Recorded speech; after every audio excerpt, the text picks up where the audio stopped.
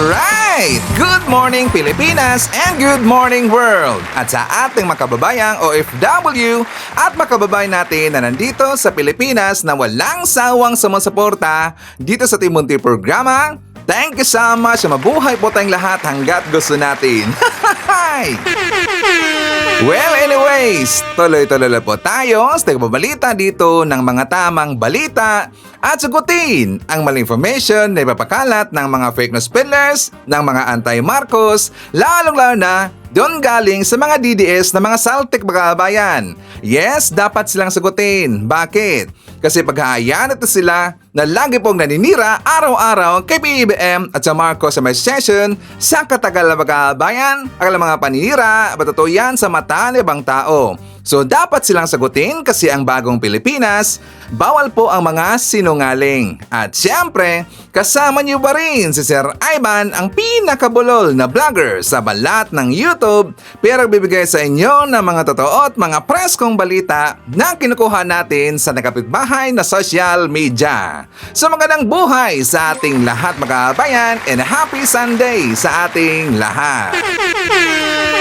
Okay, so before tayo mag-start mga kabayan, well syempre, as usual, i-check mark natin ang ating mga viewers na may maraming comment dyan sa baba sa ating comment section ng ating pong top 5 commenters. At nandito sa listahan ang nanguna po, President BBM. Meron siyang 21 na mga comments. Nandiyan rin po si Nemi Hasigawa. Meron siyang 20 na mga comments. Alduardo de la Cruz. Meron siyang 20 na mga comments. Nandiyan rin po si Herminia Sungalya. Meron siyang 11 na mga comments. And Uzay Neti.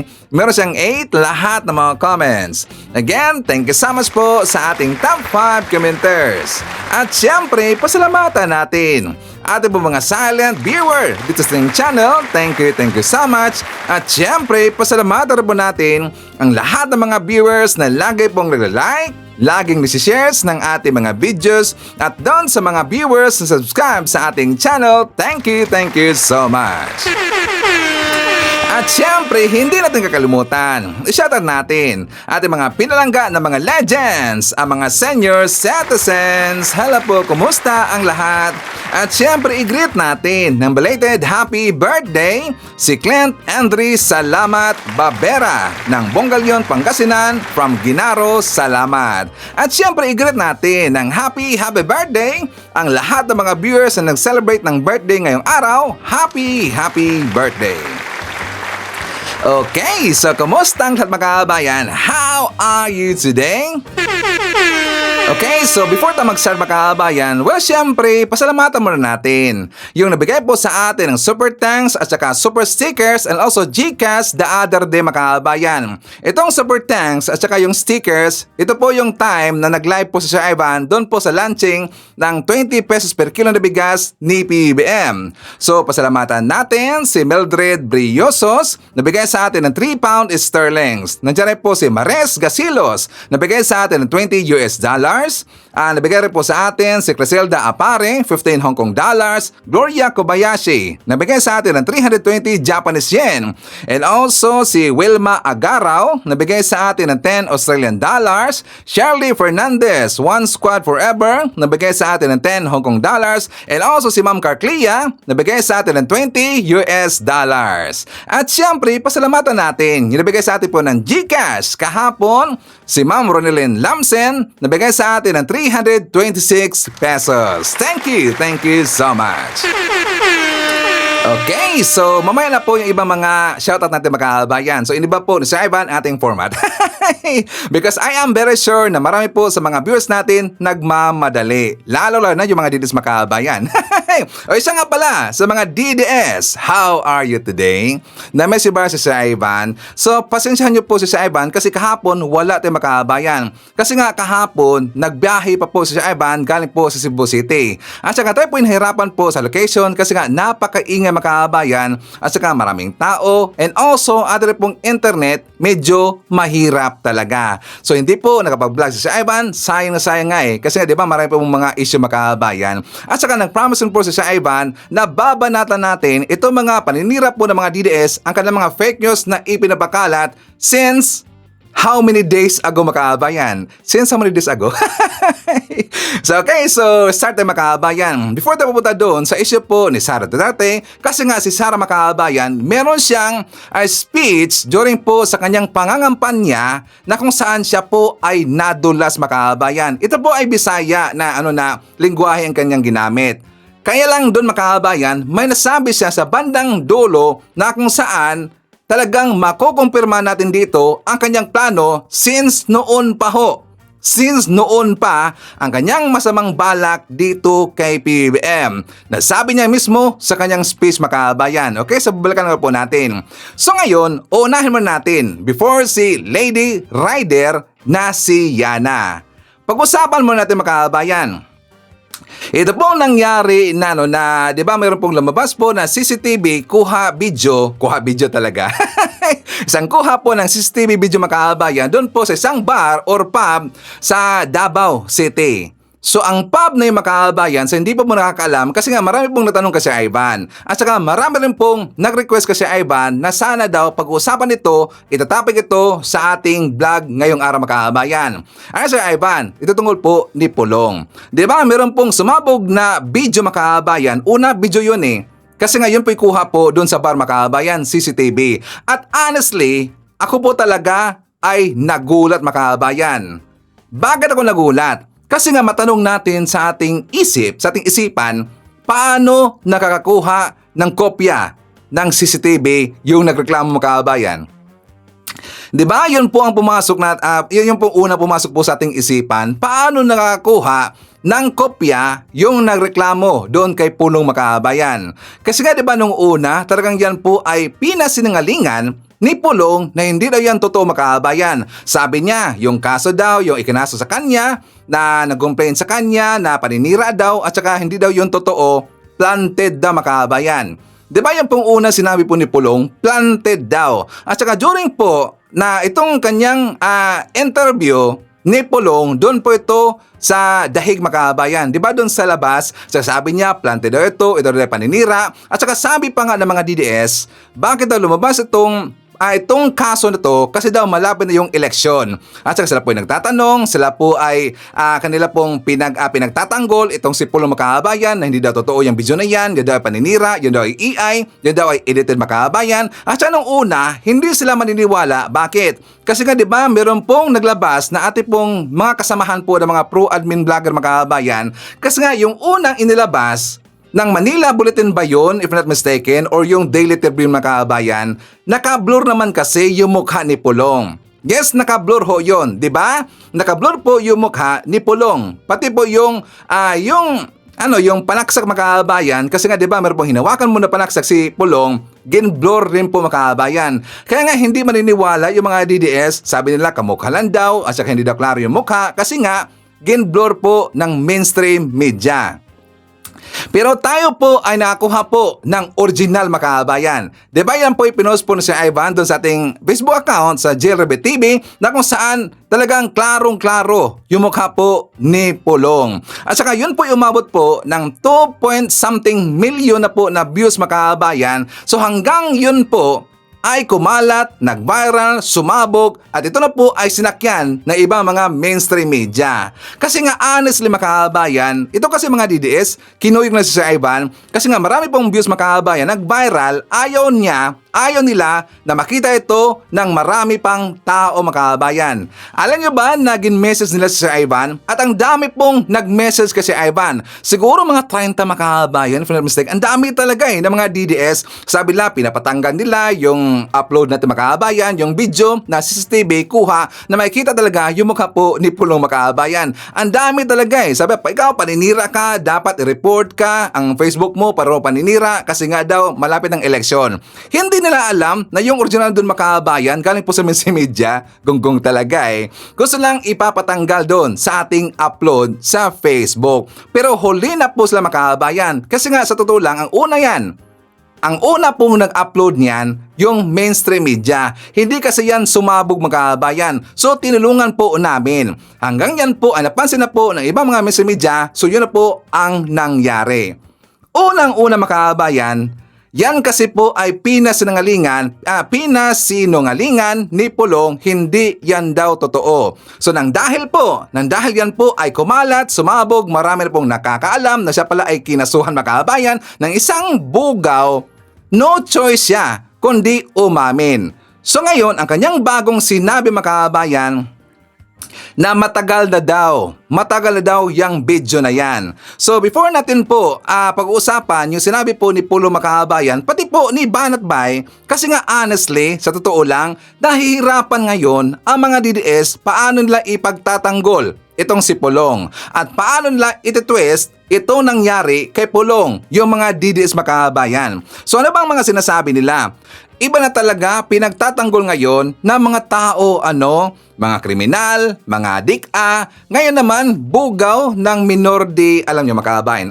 Ayoko lang pong i-state kasi nga alam natin na yan po red flag po dito sa YouTube. So, bugaw daw ng minor mga kababayan. Diba? Yan po ang kanilang naratibo ngayon. Yan po ang kanilang palusot ngayon mga kababayan. Kasi nga nahihirapan sila kung paano ipagtatanggol ngayon itong si Pulong. Diba? Ipinagtatanggol daw yung buga mga kababayan kahit isa na pro-admin vlogger, kahit isa po na isang Marcos supporter, isang Pinklawan, sumusuporta ngayon sa ating gobyerno, wala pong isa, kahit isa nagsabi na ipinagtatanggol namin yung buga mga kababayan. Wala ho, di ba kahit isa? Ang nakita ho namin yung pag-file ho ng kaso ng isang bugaw. Yun po ang nakita namin. At saka dito na po sa inasta ni Pulong mga kababayan, nakita ko yan ng taong bayan. Bakit? Isa po siyang mambabatas. At saka yung mambabatas mga kababayan, alam mo natin, talaga pong tinitingala natin, mataas po ating respeto sa kanila kasi nga mambabatas mga kababayan. Tapos ngayon, yan pong ipinapakita niya, napaka maangas, talagang parang gangster mga kababayan ang datingan. Di ba parang gangster yung datingan at saka talagang maraming tao na matatakot sa kanya kasi nga dito po sa ginagawa po ng mga Duterte dyan po sa Davao City. At saka ito po ay hindi po to natatago at marami pong taga Davao na nagsasabi sa akin na ganyan talaga po yung ugali ni Pulong daw mga kababayan, ganyan daw. Talaga pong nakakatakot kapag ikaw ay kukontra sa kanila, well, hindi ka talaga po masisikatan ng araw. So ganun po ang mga sinasabi ng taga Davao mga kababayan. So talaga pong nakakatakot. At saka ito po siguro ay minana nila sa kanilang tatay na itong si Puo na nasarihas na ngayon mga kababayan. So hindi malayo na kung ano ang estilo ni Digong, ito na po yung estilo ng kanyang mga anak mga kababayan. Diba sinabi ko rin po yan sa ating last vlog na kung saan meron po nagsabi sa akin na mga taga Davao na ito daw si Lulong mga kababayan, ito lang si Lulong ay dating dik-a mga kababayan, dating dik-a. At talaga pong nakakatakot. Kaya nga hindi siya manalo-nalo kapag ito ay tatakbo bilang mayor kasi nga kilalang kilala siya na isang dating dik-a mga kababayan. So talaga pong nakakatakot. Pati nga ang kanyang anak mga kababayan, isipin niyo po, pati nga ang kanyang anak, hindi rin po gusto ang nagawa ni Pulong. Diba meron pong balita yan galing po sa ABS-CBN mga kababayan na kung saan ito daw si Pulong, sabi niya, ito daw itong nagngangalan po, na itong si Isabel yata to, Isabel ang kanyang name ng kanyang anak. I'm not sure kung anak ba ito niya mga kababayan. Basta ito po ang lumabas na balita galing po sa ABS-CBN. Sabihin ko lang po dito or babasahin ko lang po dito. Sabi niya, his post was a retort to Isabel's tweets Friday, publicly spewing anger at her father for allegedly laying a hand on someone. Circumstances remain unclear. Even if you hold a position in the city, you're not allowed to beat someone up. So kanyang tatay ang kanyang ibig sabihin dito mga kababayan, ito lang si Lulong. Even if you hold a position in the city, you're not allowed to beat someone up, which is totoo naman talaga mga kababayan. Kasi nga, siyempre, ikaw po ay isang role model. Isa kang congressman, role model ka. At kapag ka po ay nagkita po ng tao na ganun nga ang nangyari, kasi nga diba doon po sa bar mga kababayan, nakita ho natin na meron po mga workers doon, meron po mga natrabaho doon, kung saan nakikita sila lagi. Pero di ba patay malicious sila mga kababayan? Napansin niyo ba sa video, 'di ba sabi pa nga ng bodyguard po ni Pulong na i-stop daw yung CCTV para walang ebidensya. At saka pinapalabas pa nga yung mga nagtatrabaho doon para nga walang ebidensya, walang witness makabayan. While binugbog niya, talagang hinihidbat niya yung buga makabayan. 'Di ba pinapalabas niya? So siyempre kapag makita ho yan ng tao na taga Davao, mare-record sa kanilang isipan na ganitong tao pala itong si Lulong Makabayan. 'Di ba? So yan pong ibig sabihin ng anak po ni Lulong. Sabi niya, even if you hold a position in the city, you're not allowed to beat someone up. Even if you're in power, you can't hurt a person. You hurt a human being. Not just a human being, but a child. Even if you're well known, you can't do things like that. Even if you're a Duterte, it's not acceptable. So yan po ang nandun sa tweet mga kabayan. So bakit nakaganyan ang kanyang anak? Sabi ba dito, my dad F up, or alam na ho natin po yung word niya mga kabayan, yung F, letter F up, my Christmas every year. What a time to be alive. Kasi daw, itong si Isabel Makabayan, every Christmas daw, merong mangyayari. Meron kasing gagawin itong si Longlong na hindi nagustuhan ng rangalan po na Isabel na alas di kanyang anak na Makabayan. Kasi nga, meron pong nangyari during Christmas na pinagbuhatan daw ng kamay ang kanyang kaibigan ni Isabel. Kaya pala, galit na galit itong nangalang Isabel dito kay Congressman Makabayan. Kasi meron na palang nangyari noon na hindi maganda. So malamang sa malamang, maraming beses na ho itong nangyari. Kaya nga pinagsabihan niya na even if you're in power, you can't hurt a person. You hurt a human being. Not just a human being, but a child. So nakikita natin dito mga kabayan, ito po yung nag-coincide dito po sa recent issue na nangyari doon sa isang pub dyan po sa Davao City. So ang ngalan po ng pub mga kabayan, yan po ay Hersey Gastro Pub. At according po dito kay Peoples Talakera sa kanyang post mga kabayan na daw ang nagmamay-ari ng pub na yan itong si Lulong. At saka ito pong husband ni Sara Makabayan. Ito pong si Carpio. According ho yan kay Peoples Talakera. Me, I'm not sure. I don't know Makabayan. But according po sa post si Peoples Talakera, ito daw si Lulong at saka ito pong si Mans Carpio ang nagmamay-ari ng pub na yan Makabayan. At yan daw ay tambayan ni Charlie Tan. Kilala ho natin si Charlie Tan Makabayan, di ba? Talagang nasasabit dito ang pangalan Charlie Tan sa D. Lords Makabayan. Yan, di ba? Yan po ay sinasabi noon ni Las Cañas, ni Matobato. Palagi pong nababanggit ang name po ni Charlie Tan. Itong Charlie Tan, siya po ay malapit na kaibigan po ni Lulong Makabayan at saka malapit na po ito na kaibigan ni Digong. So, ibig sabihin, protektado ho ng mga Dutertards ito pong mga D-Lords Makabayan. Yan po yung laging sinasabi po ng taga Davao. Diba? So, ano nangyari sa Ivan? Ito daw ang nangyari kung bakit nagkaroon po ng merong binugbog ito pong si Lulong. Kasi nga, diba doon po sa una kong post Makabayan, dito na kasi yun diba binugbog na ho niya at saka parang pagtakaan pong sasaksakin Makabayan. So dahil po nagkaso DDS makinig kung bakit lumabas po yung video na yan. Dahil po nagkaso itong Bugaw.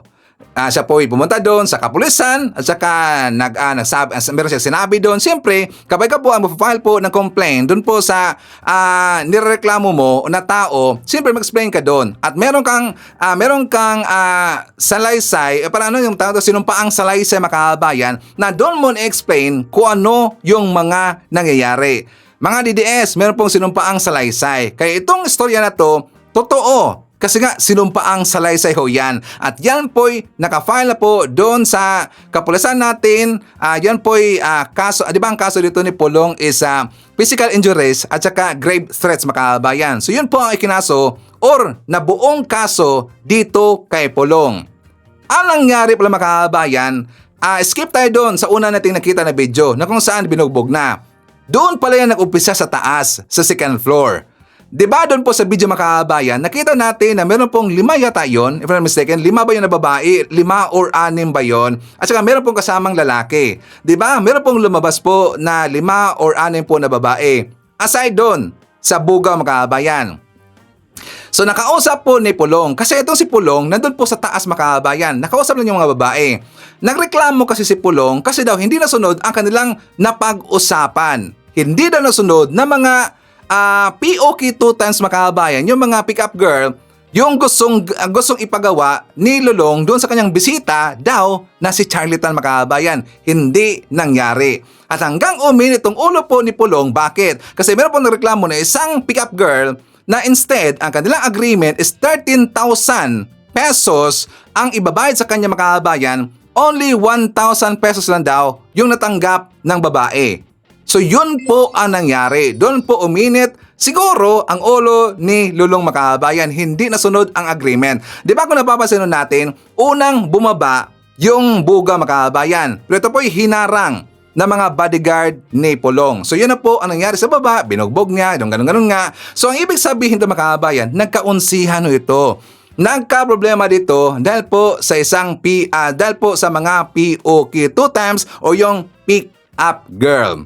O, di ba? So, maraming beses na siguro itong nangyari, mga kababayan. Siguro, palagi itong ginagawa po ni Lulong na dito po sa mga babae. Siguro, na ganyan, mga kababayan. I'm not sure. Pero base lang po sa nakita natin po sa video at saka doon po sa sinabi po ng Bugaw, malamang sa malamang, maraming beses na uyan na nangyari. This time na lang po sumabog yan kasi nga meron pong nagreklamo sa kanya, mga kababayan. Di ba? Maraming babae. So marami po sa mga hinair na mga babae. Isipin niyo, mga kababayan, ang sitwasyon ng Malacanang sa panahon po ni Digong. Di ba? Isipin lang po natin. Malamang sa malamang, hindi malayo, totoo yung mga sinasabi ng ibang mga vlogger. Like for example, ito po si Cap Ninyo. Ano ba sinabi po ni Cap Ninyo Barsaga noon? Na marami daw mga babaeng POK times na dinadala doon or pinapapasok doon sa Malacanang, mga kababayan. Di ba marami daw na mga POK 2 times dinala doon? Pati nga daw itong si Cap Ninyo, mga kababayan, nagdadala daw. Kasi itong Malacanang, ginawa nilang pub, ginawa nilang motel, ginawa nilang pang leisure area. So ginawa talaga nilang dirty place itong Malacanang, mga kababayan. Isipin niyo lang po, i-imagine niyo, mga kababayan, ano ang sitwasyon sa loob ng Malacanang. Di ba talaga pong nakakaawa tsaka talaga pong nakakainis, mga kababayan. Bakit ko naawa? Naawa ako sa Malacanang. Kasi nga, ang Malacanang, mga kababayan, bahay ho yan ng mga, siyempre, ng presidente, ng mga talaga pong kagalang-galang ho ng mga tao, mga lider po natin sa Pilipinas, mga opisyalis, at saka yung Malacanang, pinupuntahan ho yan. Diyan po nagpupunta yung mga lider po ng ibang lugar. So hindi basta-basta ang Malacanang. Pero ano nangyari? Sa panahon po ni Digong, yun po parang naging motel, parang naging pub, parang naging club ang Malacanang, mga kababayan. Kaya pala pinapalinisan ito ni Efelisa nung sila na po yung naupo dyan, mga kababayan. Di ba? Anong ginawa po ni Felisa? Unang-una, di ba, pinalinisan niya, pinaganda niya yung Malacanang, mga kababayan. Ang ibig sabihin, noong time po na naupo na po si PBBM at saka si FL, noong unang na nakita po yung Malacanang, nakita nila na dugyot yung Malacanang, mga kababayan. Malamang yun po ang nakita nila. Bakit? Di ba pinalinisan nga ni FL, mga kababayan? So hindi malayo, na totoo po yung mga sinasabi po na mga vlogger noon ni Digong na yun po ang nangyayari. Diba? Binanggit pa nga niya noon, ito daw si Banatbay, ito daw si Banatbay, mga kababayan, nadadala daw ng babae doon sa loob. So ngayon, ito pong si Banatbay, mga kababayan, kasi nga nabanggit ho natin itong si Banatbay, meron siyang palusot kasi. Kasi nung una po sinabi ni Pulong, hindi siya, di ba sabi po una ni Pulong, ito daw ay planted na kaso. Ito na daw ay paninira. Ito daw ay hindi totoo, mga kababayan, gawa-gawa lang daw ito kasi gusto lang siyang sisiraan kasi nga election time, mga kababayan. So ngayon, ipaparinig ko sa inyo kung anong klaseng utak meron itong si Banatbay. For more details, let's watch this. Kung sino man yung lintik na direktor nito, hahanap yan ng kwento na mukhang kapanipaniwala o di kaya pwedeng sumute doon sa video. Nagigets nyo? Kasi kung talagang totoo yan, mantakin mo. Ikaw halimbawa lang, ikaw kongresista ka. Tapos kilala ka. February daw nangyari ito. Alam mo na target ang mga Duterte. Alam mong target kayo ng gobyerno ni Marcos. Alam mo yung kapatid mo pinag-iinitan. Gagawin mo ba ito? Kukuha ka pa ng bugaw? Kukuha ka pa ng nyok-nyok? Hindi, nagagets mo? Bakit ka kukuha ng nyok-nyok? Tapos ganyan ka bulgar, gagawin mo sa bar. Di ba? I mean, sorry pero ikaw ay hindi naman simpleng tao. Ikaw ay anak ng dating presidente. Ikaw ay meron kang katungkulan at alam mo na hinahanapan kayo ng butas ng gobyernong ito. Tapos, magtatawag ka ng nyok-nyok doon sa bar. O ngayon, yan po ang kanyang palusot mga kababayan. Kasi nga, 'di ba, una sinabi po ni Pulong na itong kaso na to ay planted lang. Hindi daw totoo mga kababayan. So yan po ang sinabi po ni Banatbay. 'Di ba? Sabi niya na kung sino man daw yung director nito, hindi daw maganda pagkagawa, hindi daw pulido pagkagawa. Kasi nga isipin na mga kababayan o isipin na natin, congressman daw itong si Pulong. Bakit ba daw siya magtatawag o mag-hire ng isang nyok-nyok POK 2 times mga kababayan? Bakit ba daw mag-hire ng nyok-nyok? Meron ka dang iniingatan na pangalan. Congressman ka daw mga kababayan. Bakit kailangan pa ng bugaw? Tinawag niya na bugaw yung isa mga kababayan. So ano ang itatawag natin dito kay Banatbay? Sige nga kay Banatbay, wala kong sinabi ha. Sabi ko lang ano ang itatawag namin sa'yo. Diba Banatbay? Wala akong sinabi. Sabi ko lang ano ang itatawag namin sa iyo. Kasi nga meron ka na bang, 'di ba? Meron kang hinahawakan. 'Di ba? Meron kang hinahawakan po ng mga chika bingbing. Ano ang tawag namin sa iyo? 'Di ba? Malakas ang loob mo na sasabihin bakit kailangan pa ba magtawag po ng nyok-nyok? Bakit kailangan pa ba ng bugaw? At 'di ba? Hindi mo ba gawain Banatbay? Nagtanong lang ako. Hindi mo ba gawain 'yan? 'Di ba? According ho doon sa sinabi po ni Cap Ninyo Barsaga at marami na po mga vlogger nang sabi niyan na mukha daw ginagawa mo rin yan sa panahon ni Digong.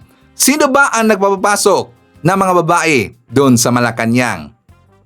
O diba, malakas kang magsabi na ganyan, bakit ba kailangan pa ng mga nyok-nyok? So kailangan ba ng nyok-nyok yung sa Malacanang?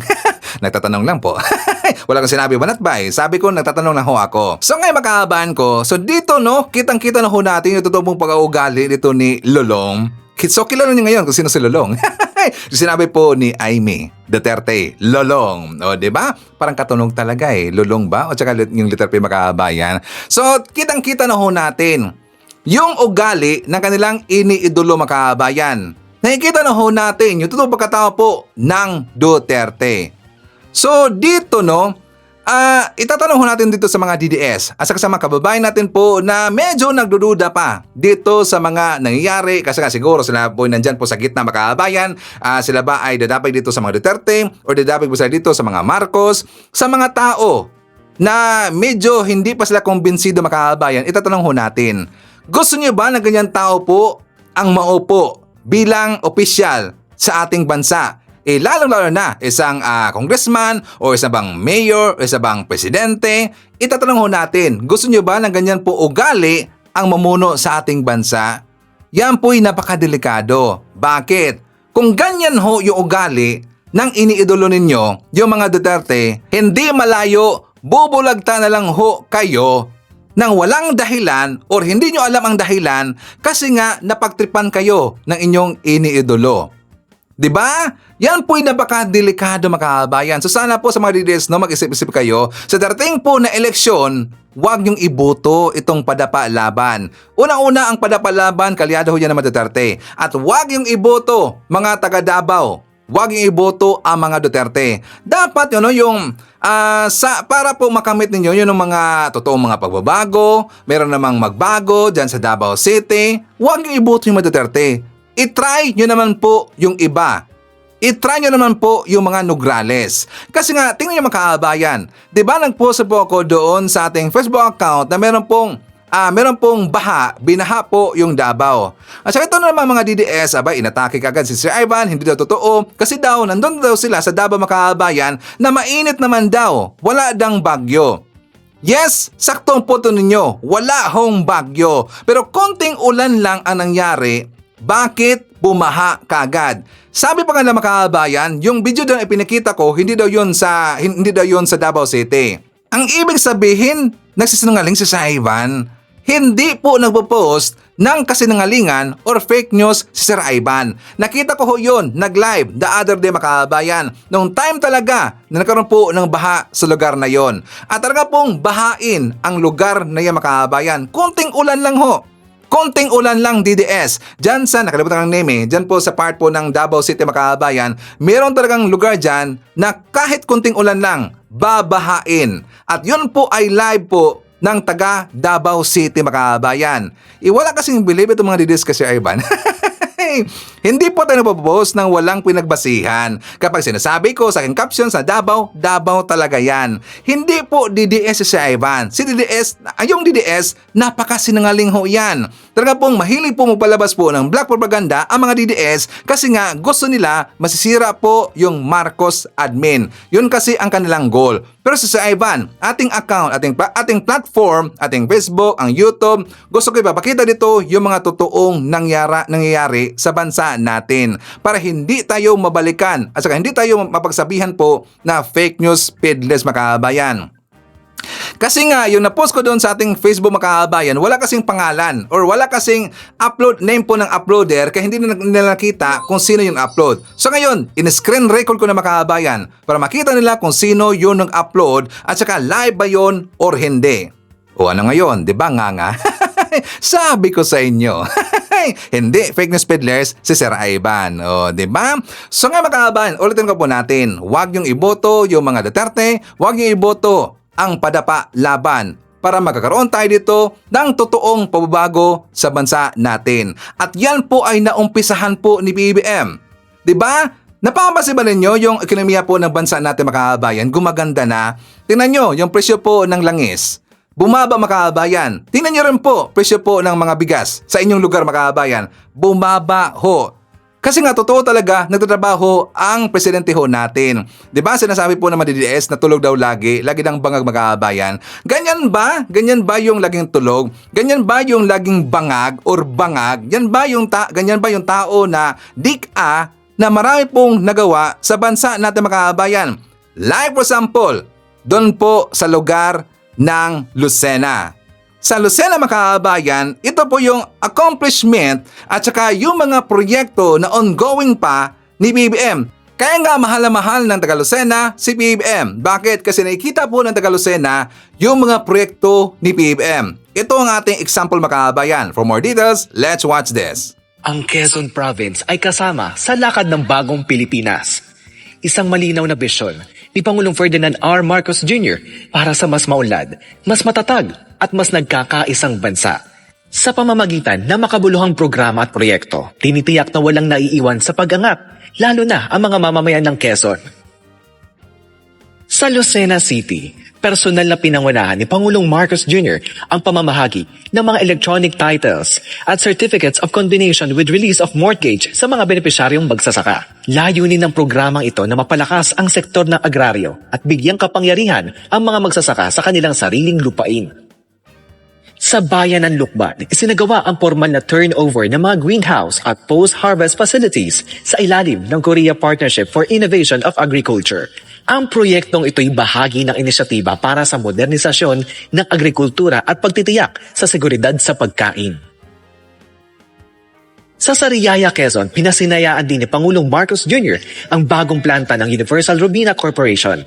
Ang planta ng harina na ito'y inaasahang magbibigay ng karagdagang trabaho at magpapalakas sa lokal na ekonomiya.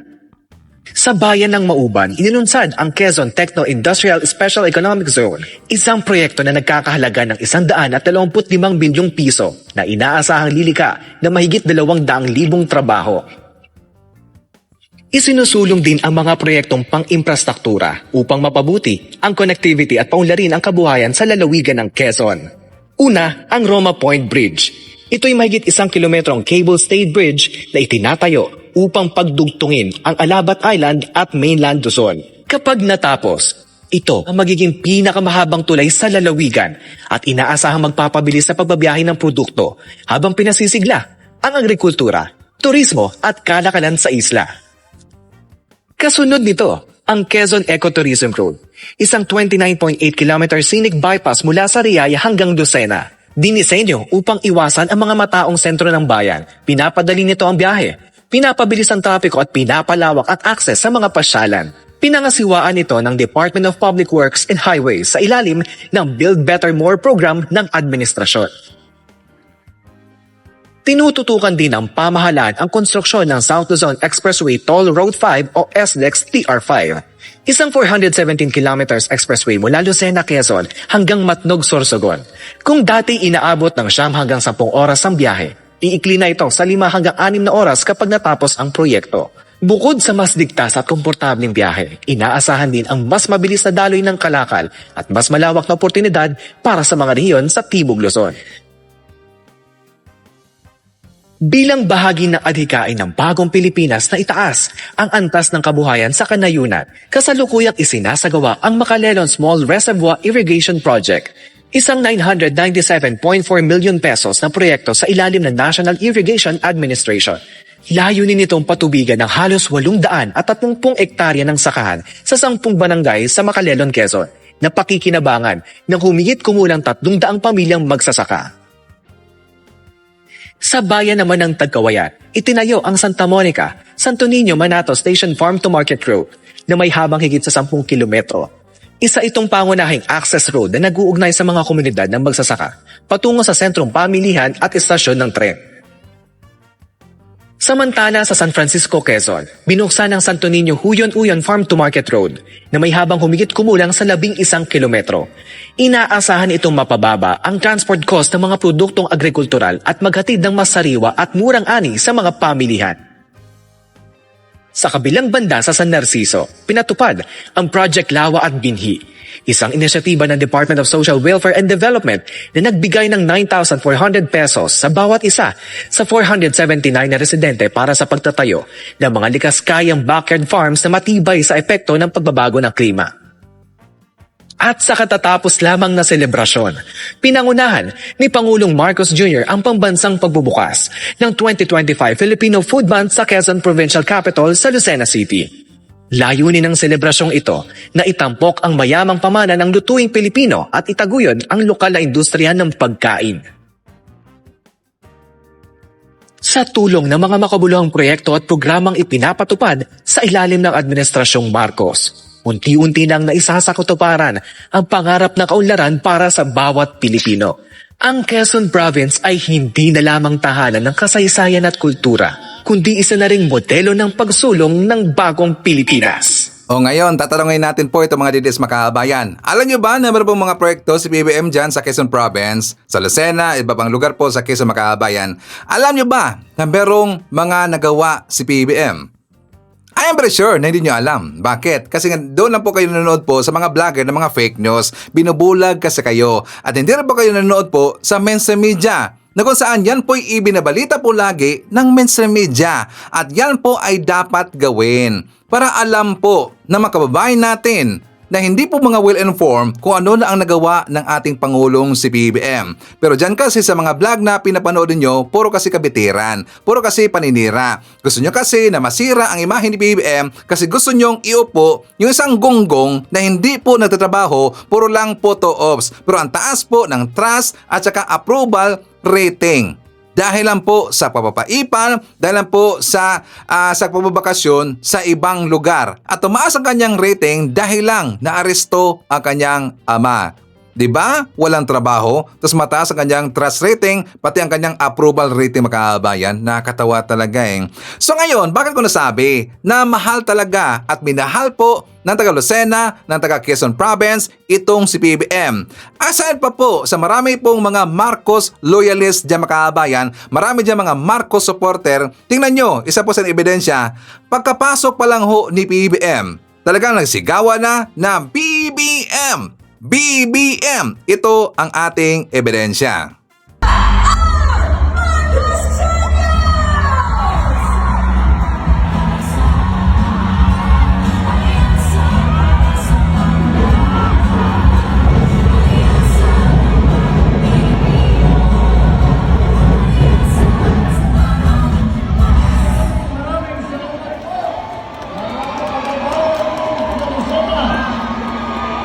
Salamat sa inyong napakainit na pagtanggap sa amin.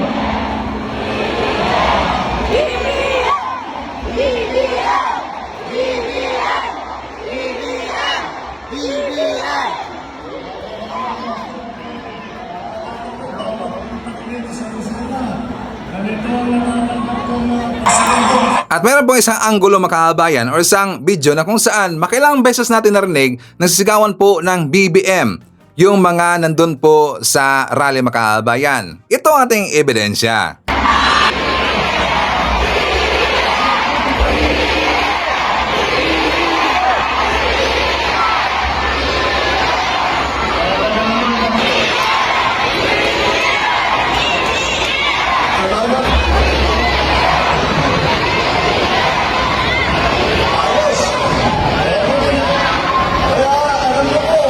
At sa buong speech ni PB mga kababayan, 4 times po sumigaw ang mga tao ng BBM. BBM! Bakit? Kasi nga nagustuhan po ng taga Lucena yung ginagawa mga proyekto ni BBM na talagang malaking tulong ito sa Quezon Province mga kababayan. Kaya tuwang-tuwa, talaga pong happy-happy ang taga Lucena mga kababayan. Tingnan nyo, 4 times. Saka minsan nga kapag nasasalita po si BBM, mahirapan siyang uminsert mga kababayan kasi yung mga tao doon sa taas, sa mga sa taasan, sa upper level mga kababayan ng upuan, pati nga sa front rin po, magsisigawan na kasi ng BBM. Talagang overwhelming mga kababayan. At ang daming tao ba? Di ba mga DDS, ang daming tao? At bakit ko ipinakita yung mga kababayan? Kasi nakita ako na post ni Pam mga kababayan ng Pambansang Dalaga ng Pilipinas. Ito isang DDS na napakarabid, napaka-better.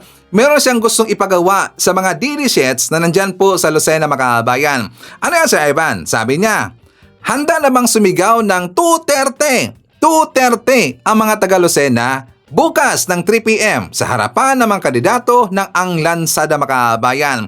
Inuudyokan niya yung mga DDSs na kanilang nauto na during daw sa rally ng Alyansa dyan sa Lucena mga kababayan, gusto nila nasisigaw daw ng Duterte. Pero iba ang nangyari. O di ba Pam, napahiya? Napahiya mga kababayan. Hindi sunod itong si Pam mga kababayan. Bakit? Kasi mahal po ng taga Lucena itong si BBM. Talagang dumadagondong ang sigawan na BBM! BBM! Ano na, Pam? Paya ka, no? Okay, so siya nga pala mga kababayan. Nakita niyo na ba na ito pong si Attorney Benhur Abalos, siya po'y inendorso ni Vice Ganda. Ito po ang kanyang ads mga kababayan. For more details, let's watch this.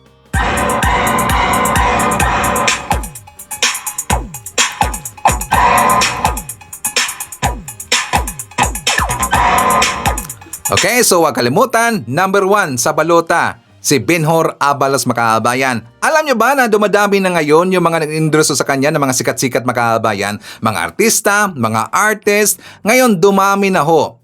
Kasi nakilala na po nila itong si Benhur Abalos mga kababayan. O diba? So again, ikakampanya ho natin itong si Benhur kasi siya po ay mapagkakatiwalaan at kitang-kita ho natin ang track record niya mga kababayan. Tingnan nyo ang kanyang ginawa po dyan sa Mandaluyong. So kapag maupo siya, bilang senador mga kababayan, maasahan natin siya. Siya po'y mapagkakatiwalaan at saka marami siyang mga plataforma na talagang malaking tulong ito sa bansa natin. Okay? So don't forget, sa balota, numero 1, si Benhur Abalos. Okay? So shout out natin. Nandyan po si Samway Vlog na nandyan sa Riyadh, Saudi Arabia.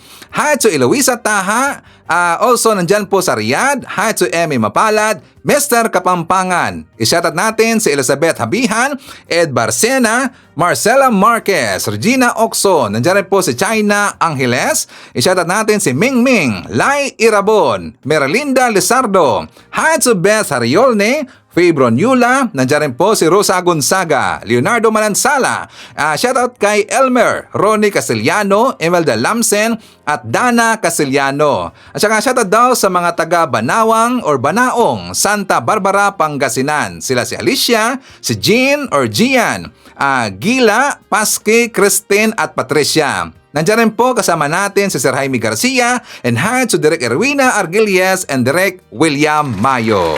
Okay, so mga kababayan ko, ipapakita ko sa inyo ang vlog ni Mike Abe. For more details, let's watch this. Eto na. Naku, talagang seryoso ang gobyerno under Executive Department na sumunod sa mga batas na pinapairal dito at sa international. Alam niyo bakit?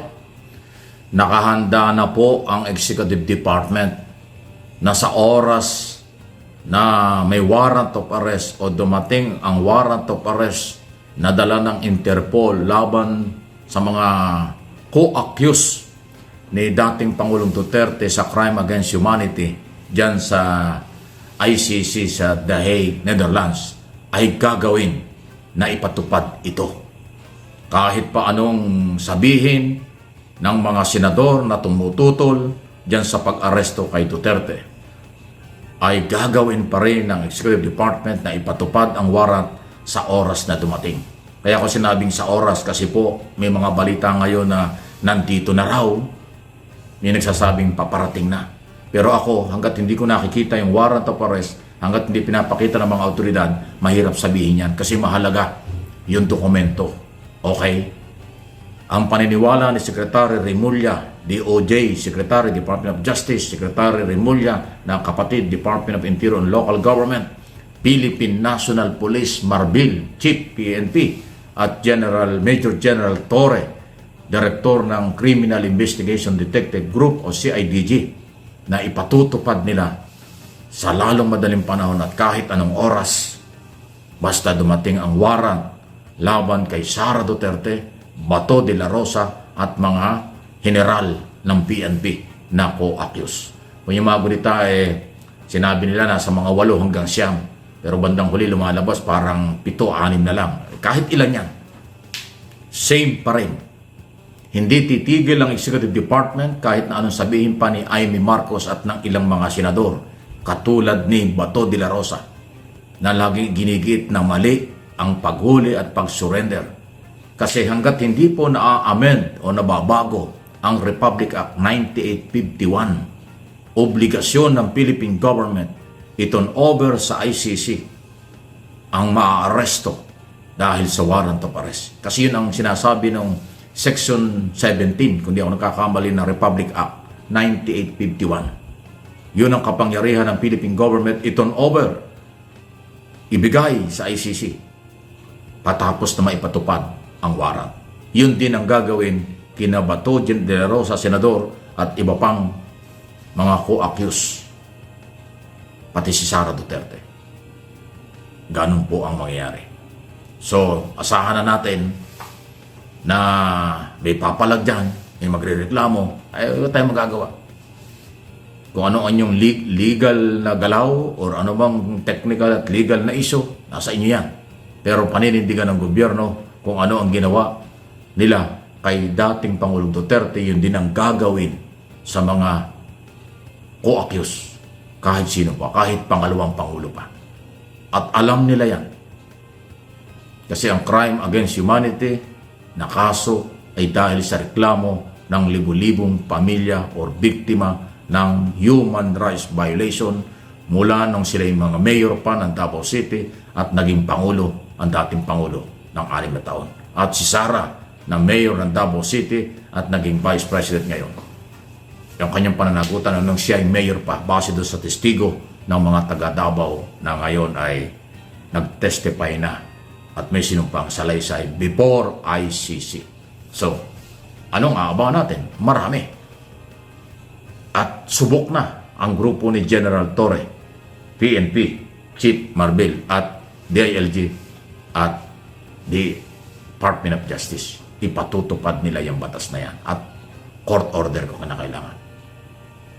Lalo na ngayon, napatunayan na nila na ang Interpol, dahil member tayo dyan, dapat irespeto.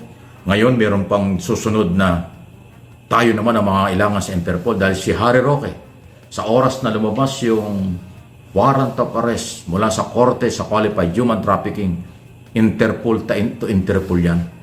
Interpol ng Pilipinas, makikipag-ugnayan sa Interpol kung saan nasan si Roque. Kung halimbawa nasa Netherlands kasi nag-apply ng asylum, hindi siya pwede lumabas pagka nag-apply ka. So, Interpol doon ang huhuli sa kanya. Yan na po yun. Ganyan talaga ang mangyayari. Kaya yung mga Pilipino na banat ng banat at may mga kaso rito tapos magtatakbuhan kayo, pupunta kayo ng Amerika, pupunta kayo kung saan-saan. Aba, huwag niyong kalimutan ng Interpol, member tayo dyan. Hahabulin at hahabulin kayo. Mananagot at mananagot kayo. Hindi pa ho tapos. Hindi pa tapos, halos nagsisimula pa lang. Magtatatlong taon pa lang si Pangulong Marcos sa June 30. Ngayon po ay Mayo pa lang. Next month pa yung pangatlong taon. So merong another 3 years pa.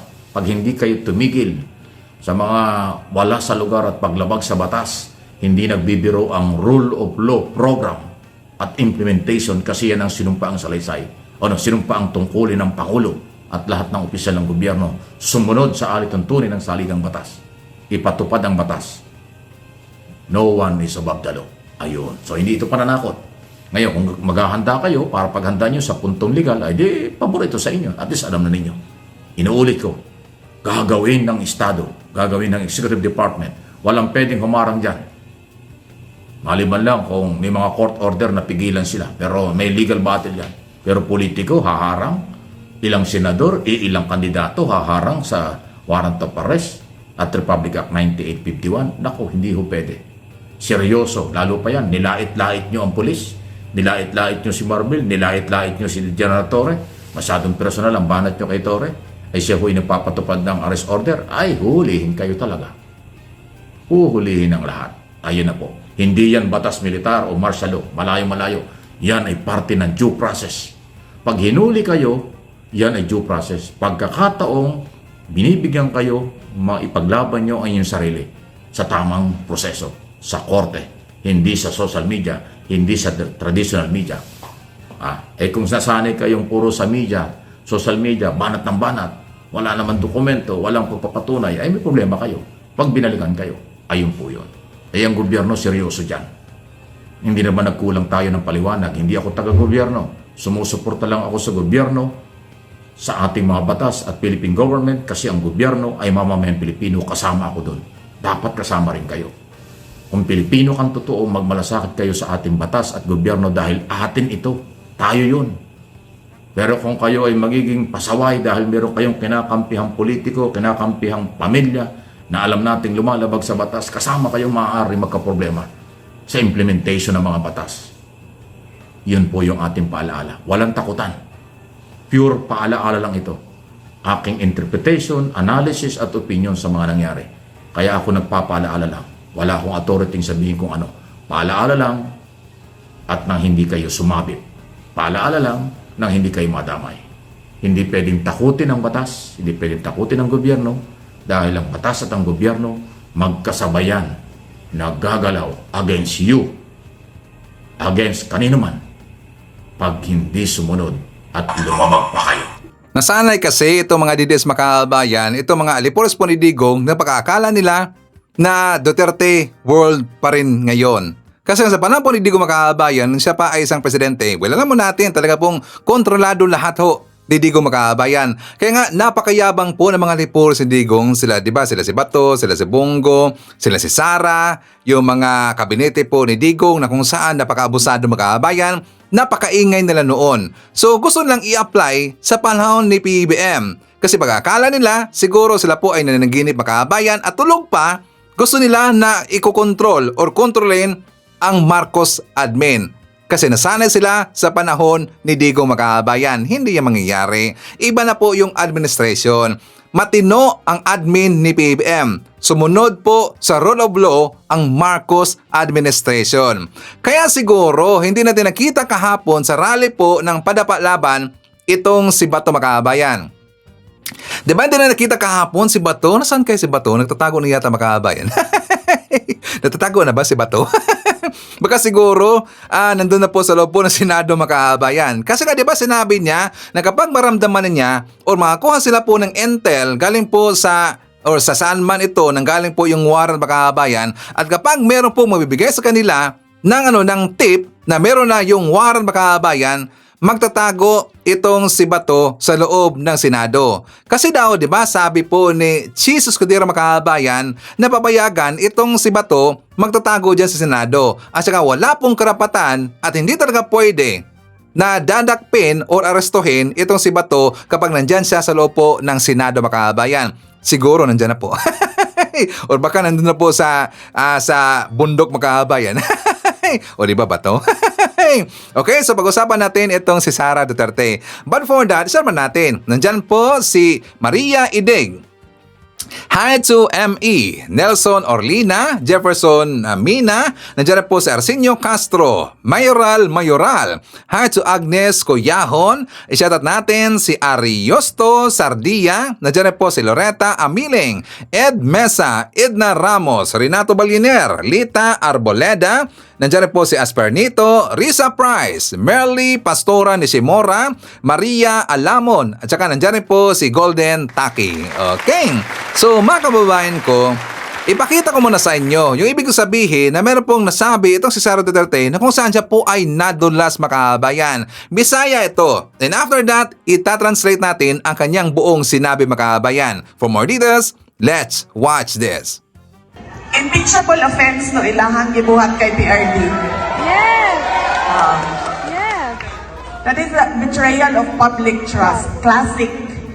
Dili ni mo pwede kuhaon ang isa ka Pilipino dinhi sa sulod sa ato ang nason. Unya dadun nimo isakay nimo og airplane, dadun nimo sa lain nasod ug ihatag nimo sa dayuhan niya. Mingon ka kulong na siya. Dili na siya pwede. Ang tawag ana sa international law, extraordinary rendition. It's a crime. Dili na siya pwede mo nang kanang ginaingon nimo nga impeachable offense, tama ina siya, sir. Siya dapat ang i-impeach. Sayahang ibuhat kay President Duterte.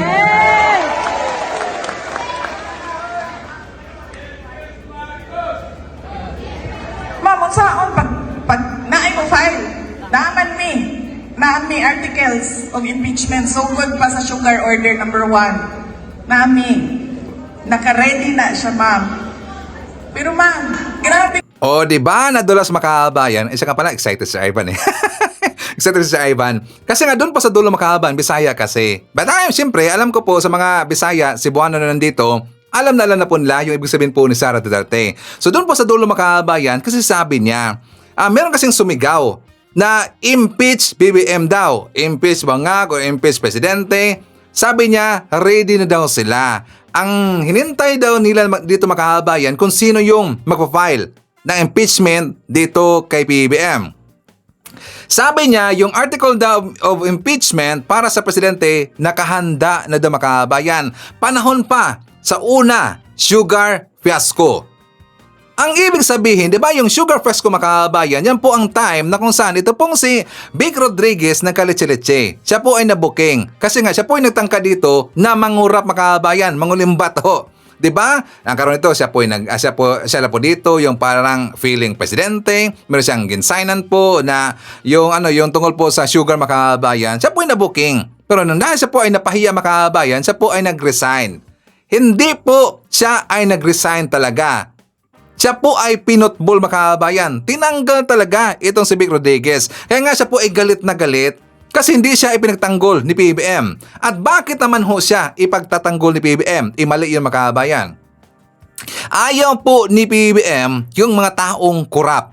Ayaw na ayaw niya. At yun po, tingnan nyo, lantaran na kanyang planong pagtatangka na mangurap, makabayan, mangulimbat dahil po doon sa sugar fiasco. Tapos siya pa ngayon ang nagalit. Diba, gunggong talaga itong si Vic, makabayan, gunggong talaga. Siya yung may mali. Siya yung pabiktim ngayon, makabayan. Diba, tingnan nyo, nadulas ipong si Sara Duterte. Meron na palang nakahanda na article of impeachment para kung sakaling i-impeach na nila itong si BBM, naka-ready na lahat, makabayan. Ang ibig sabihin dito, nagpa-file pa lang ho. Pagka-file pa lang ho ng COC, ito ni Sara Duterte, meron na ho silang article of impeachment. Kasi nga, di ba, meron pong lumabas noon ng mga sabi-sabi, makabayan, nung okay pa itong si Sara at saka si PBBM. Kasi daw pagkakaupo daw ni Sara Duterte, merong analyst nagsabi niyan, pati nga yung mga pinklawan nagsabi niyan, meron pong nag-leak niya ng mga DDS vlogger na 6 months lang daw itong si PBBM maupo bilang presidente. Kasi ito daw ay matatanggal, makabayan. Ipapatanggal daw ito. Kaya nga nangyari yung kaguluhan doon sa Kongreso, makabayan. Di ba naalala niyo ba yung plano doon ni itong aling maliit, ito pong si GMA Makabayan, doon po kay Speaker Martin Romualdez. Kasi nga di ba siya po nagtangka na papalitan niya itong Speaker Martin Romualdez. Yun na kasi yun. Yun na kasi yung una nila na step Makabayan. Kapag nagtagumpay sila si Sara at saka ito pong si GMA natanggal po sa pesto itong si Speaker Martin Romualdez at saka pinalitan po ni GMA Makabayan, lagot talaga itong si PBBM. Pero dahil po hindi nangyari, dahil po sila ay nabuking, kaya ito na po ang nangyayari. Sila po ay nagkalitsi-litsi na, sila ngayon po ay nagagalit kasi hindi nila nagawa ang kanilang planong noon pa nila ginplano Makabayan. Kasi nga hunger of power. Meron itong mga Duterte. Talagang napakahangol. Sa Bisaya pa, hangol Makabayan. Hangol ito sa power. Gusto nila na 6 months lang maupo si PBBM bilang presidente. Yun na po ang kanilang plano noon pa Makabayan. Pero siyempre, presidente natin si PBBM, mauta ko yan. Si Speaker Martin Romualdez, ang kanyang inilagay dyan bilang speaker kasi alam niya na napaka-loyal ni Speaker Martin Romualdez sa mga Marcoses. Napaka-loyal po ni Speaker Martin Romualdez dito kay PBBM. So alam na alam niya magiging shield itong si Speaker dito sa ating presidente. At kung sino mang magtatangka dito ng hindi maganda na plano kay PBBM, hindi yan magtatagumpay kasi nandyan po itong si Speaker Martin Romualdez. O di ba? Kaya sila nagkagaganyan Makabayan. O di ba? Sabi ko sa inyo nabuko. Nadulas Makabayan. Kasi doon na po sa kanyang unang sinabi, para hindi ito magkakamali Makabayan, ang sabi kasi ni Sara Duterte sa kanyang speech, sabi niya, impeachable offense daw yung ginawa kay PRRD. Betrayal of public trust. Hindi mo pwedeng kunin ang isang Pilipino dito sa loob ng bansa natin. Isakay mo sa eroplano, tapos dalhin mo sa ibang bansa at ibigay sa dayuhan at sabihin na ikulong yan siya. Hindi siya pwede. Ang tawag niyan sa international law, extraordinary rendition. Isang krimen daw yan Makabayan. Extraordinary rendition ba ang nangyari doon kay PBBM? Hindi ba niya alam Makabayan, yung extraordinary rendition, yan po isang illegal na kung saan sikreto huyang gagawin na kukunin mo, dadamputin po yung tao na walang nakakaalam. Yun po ibig sabihin po ng extraordinary rendition. Sikreto huyang gagawin po ng isang grupo Makabayan. Napisa po CIA o sino man, Interpol at saka sikreto, hindi alam po ng mga tao. Illegal ba ang ginawa nila ni General Torre? Yun po ay legal na proseso. Dumaan talaga po sa due process. Bakit? 'Di ba? Binasahan pa nga nila ng Miranda rights Makabayan. Pinakitaan pa nga nila ng warrant of arrest galing po sa Interpol. And galing na po yon sa ICC Makabayan. Ibig sabihin, dumaan talaga sa due process. Siyempre, nag-cooperate po ang Pilipinas sa Interpol kasi tayo po ay membro ng Interpol Makabayan. At yan kasi po ay hindi matanggap ng mga DDS. Hindi kasi yan matanggap ng mga DDS. Nandun na po si Digong sa ICC. Kasi nga makailang beses so yan, kinutya ni Digong ang ICC Makabayan. Sabi pa nga niya noon na pagsasampalin din niya Makabayan yung mga judge doon sa ICC, nagawa man niya. 'Di ba? I am Rodrigo Duterte. O ganon nga siya doon Makabayan na wala yung angas niya. 'Di ba? Tapos nandito pa siya sa Pilipinas, napakaangas, sasampalin din niya Makabayan at handa rin siyang harapin yung ICC kahit kailan. Or anumang oras Makabayan. Hinamon pa kanya na pabutahin na ang ICC sa Pilipinas. 'Di ba? Hinamon niya si Luis Tro Makabayan. So ano ang nangyari after 2 weeks? O, 'di ba? Sabi ko sa inyo. Seryoso ang Pilipinas sa pagpapatupad po ng rule of law. O, di ba? Tas dito pa niya sabi niya, hindi talaga yan pwede. Kaya yung sinabi mo na impeachable offense, tama talaga yan, sir. Si PBBM or siya ang dapat ma-impeach sa kanyang ginawa kay President Duterte.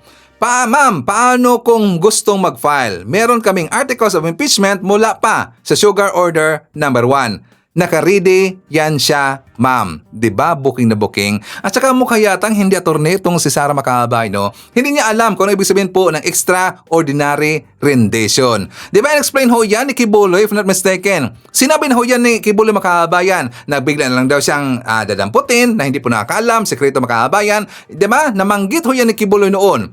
na extraordinary rendition ang gagawin sa kanya. Wala daw makakaalam. At papasok daw yung CIA mga kababayan. Tas ngayon, tingnan nyo, iniba niya mga kababayan, inigin twist niya. Hindi niya pinakinggan itong si Kibuloy. Nakakatawa naman. O, diba? Booking na booking. Anyways, nandyan po kasama natin si Jocelyn David, Josephine Gallego, Hato Jemson, J. Boy Jeriel at Regine Amadawi City of Cebu, Williams Farm Rodolfo, Ranadarbor of Tansa Cavite. Isa na rin po natin si Angelita Holsanger, Rowena Yamani, Axel Roses o Simple Tokes Vlog. Nandiyan rin po si Ashen, Hato Fink TV Channel from Germany.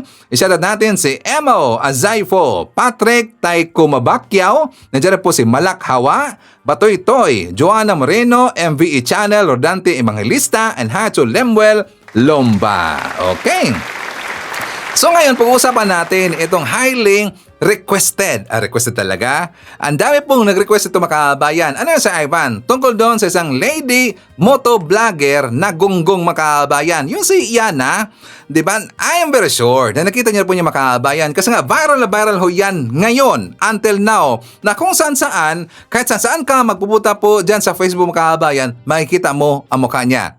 'Di ba? Yung rider ho na nag-astang parang kanya yung Sambales at ngayon po siya po ay pinersona non grata ng Sambales mga kabayan.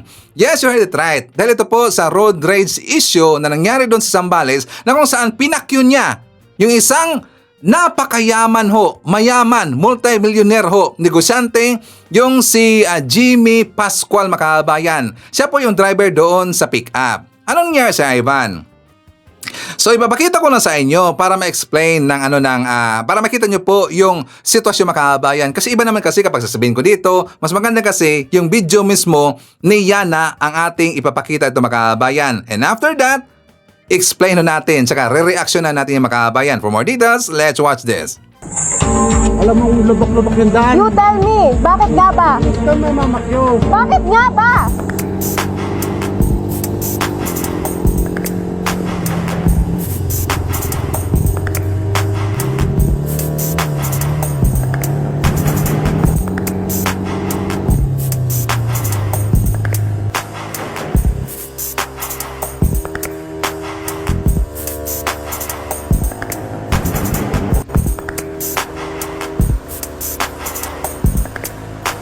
I noticed this truck has been hurting lanes without checking his surroundings like a dumbass. I decided to speed ahead.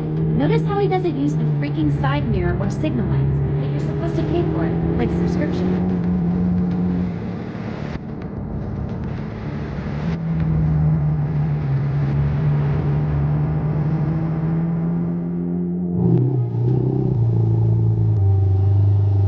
Kamusta? All good. Super good. Super good naman. Ayan na, pick up! Sapakin natin.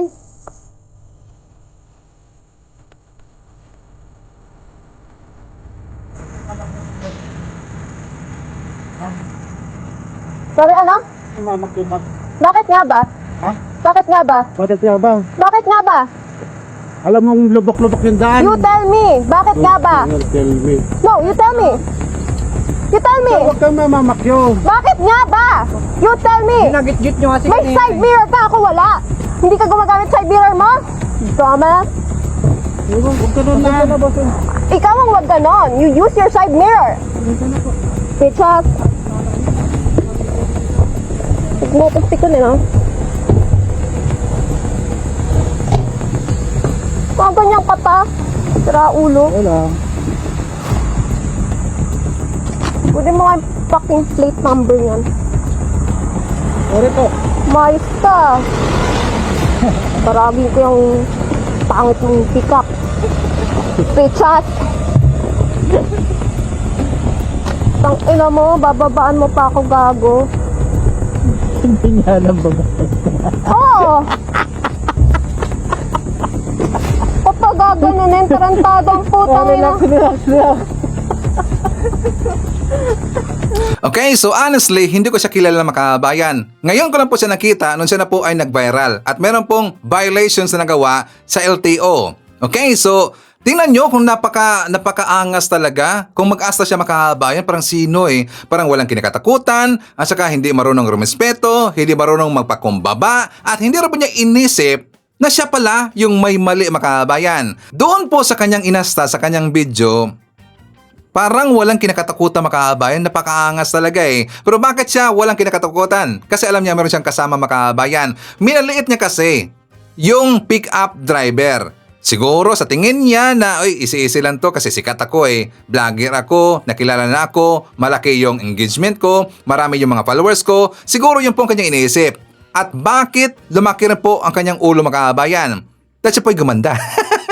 Bakit si Ivan? Dahil siya po ay gumanda. Kasi noong una makabayan, hindi siya ganun alam ho natin. Retokada pala itong si Yana makabayan. Ngayon, alam niyo na, retokada po itong si Yana. Kasi noon po makabayan, meron kasi nagbisto nito sa kanyang all po ng mga videos. Parang katulad po kay Kitty, katulad po kay Sara Duterte, na gumanda lang po dahil naging retokada na.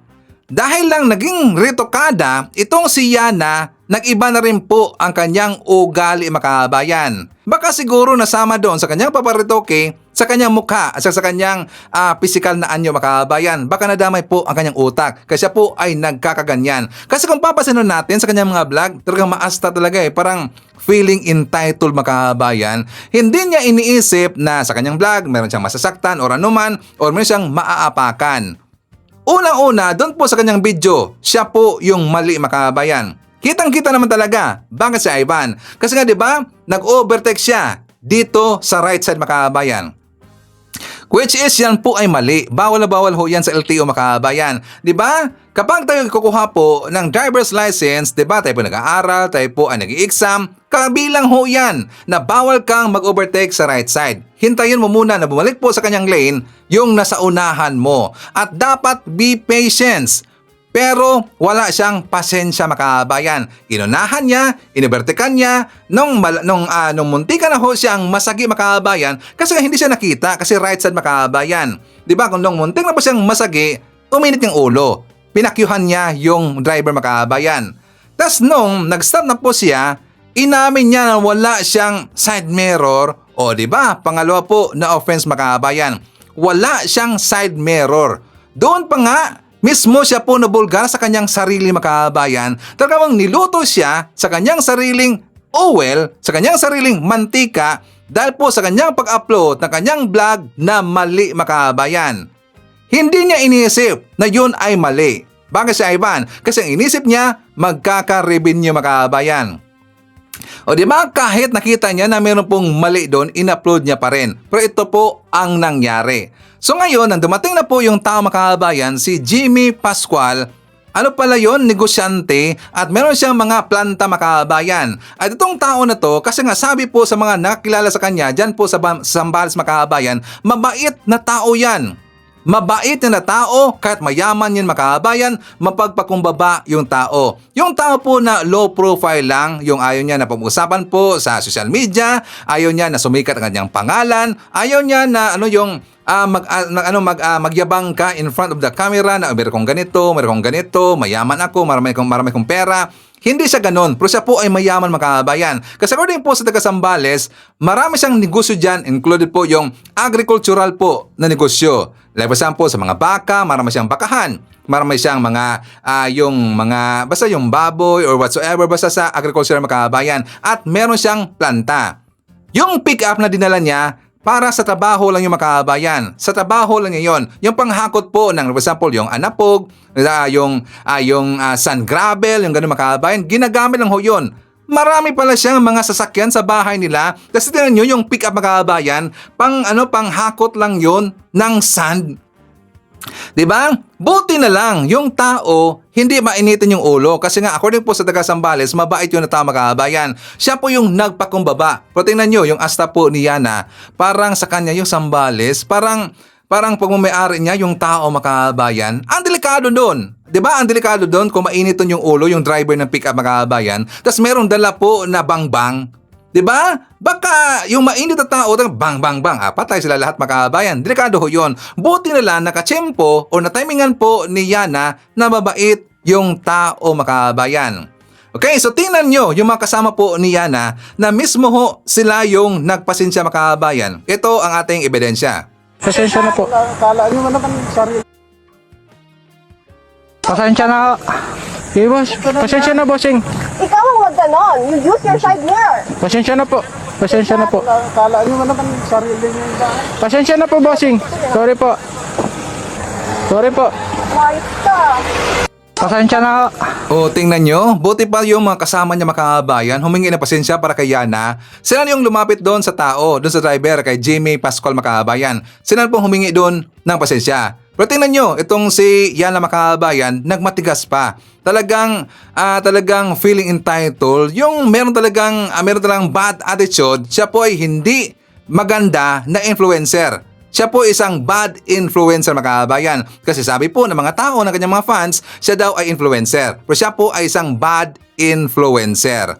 So nang nakita ko ito, ng authority ng LTO mga kababayan, ito po ay kumalat po na video to kasi nga nag-viral to na nakita ito ng taga Sambales, siya po ay pinatawan ng persona non grata. Asa sa pagkakalam ko mga kababayan, di ba yung persona non grata ay pwede ka pa rin naman na pupunta sa lugar na yan. Pero siyempre, ikaw po ay hindi welcome dyan. At lalong-lalo na kapag makita ka ng isang tao na nakakaalam sa sitwasyon mo na bawal ka na palang pupunta dyan. So siyempre, ikaw po ay mababash o baka ka po ay ganunin makabayan. So yan po ang persona ng grata. Pero dito kasi sa case ni Yana, talagang prohibited na ho siyang pupunta dyan. Talagang bawal na ho siyang pupunta dyan makabayan.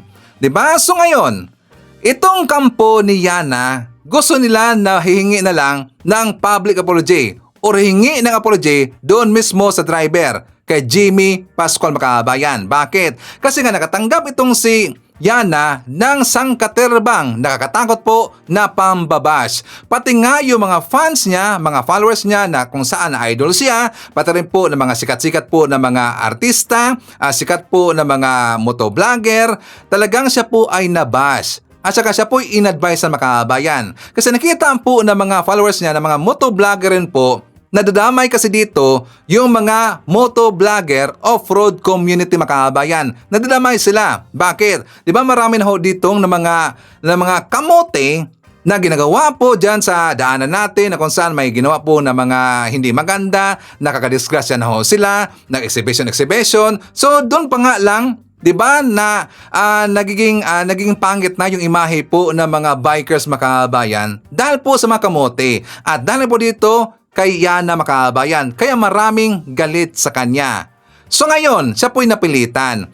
Nahingi na lang ng public apology at pupunta sila doon sa workplace ni Jimmy Pascual makabayan. Pero nakita natin dito na hindi siya seryoso. Bakit? Doon pa nga lang sa kanyang video makabayan, hindi seryoso for the content lang. Unang-una, bumunga na ho sa atin ng kanyang isunuot, yung parang bikini lang makabayan, yung nagbikini lang ho itong si Yana. So doon pa lang parang nakaduda talaga for the content lang ang kanyang ginawang public apology.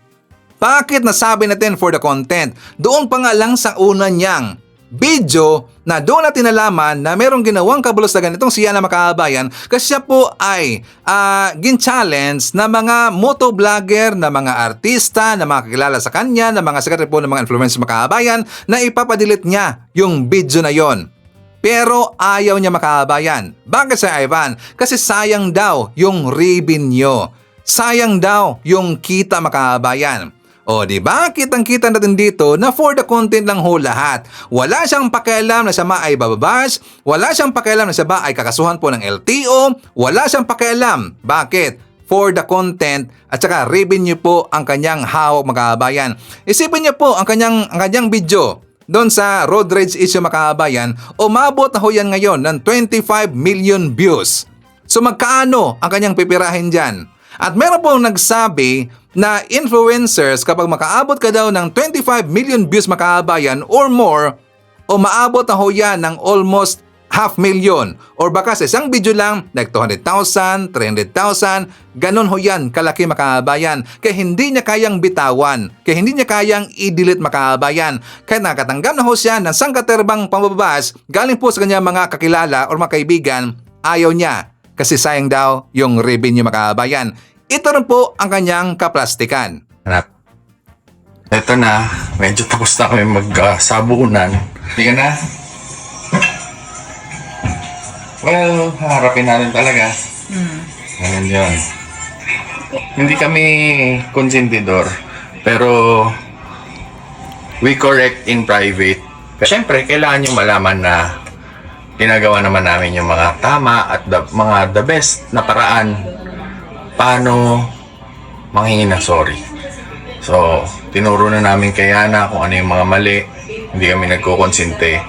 Hindi lang namin yan ginagawa in public.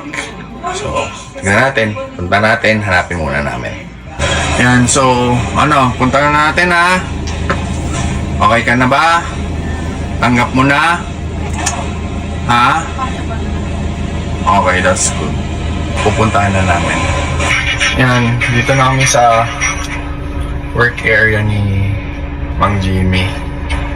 Hopefully maabutan naman siya. Hintayin na lang daw. Pasensya na po talaga. Pero gusto ko kasi personal mangingin ng pasensya si Yana. Kasi kung public apology, oo, makikita nila, pero iba pa rin yung personal syempre.